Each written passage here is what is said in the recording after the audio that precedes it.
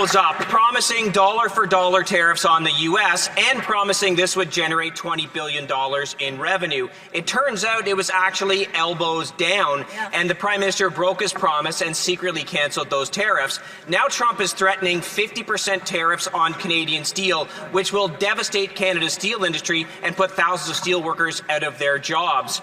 Can the Prime Minister look steel workers in the eye, tell them it wasn't actually elbows down, and how much money his tariffs will actually generate?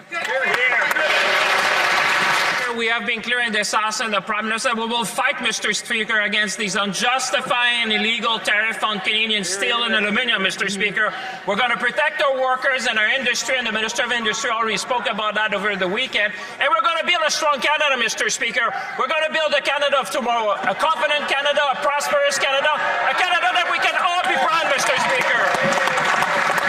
It doesn't matter which Liberal stands up to answer a question in this Parliament or last Parliament. They just actually never answer a question, Mr. Speaker. And it's not complicated. Elbows up was dollar-for-dollar tariffs. Has the Prime Minister already broken his promise to steelworkers, or was elbows up simply just fake news? And now we're facing the Trump tariffs, and steelworkers from coast to coast to coast are in serious jeopardy of losing their jobs. It's a simple question. How much money from these quote-unquote elbows-up tariffs have they generated? The Prime Minister promised elbows up against U.S. tariffs. He promised dollar-for-dollar counter tariffs. He promised it would generate $20 billion in revenue, but he broke those promises. He secretly dropped counter tariffs to effectively zero. He stopped fighting back against President Trump pretty early on, and now Trump is threatening to double tariffs on Canadian steel to 50%, a direct attack against our workers, their livelihoods, and the Canadian economy. So if the Prime Minister really is elbows up, if he's really fighting back, can he tell our steelworkers how many dollars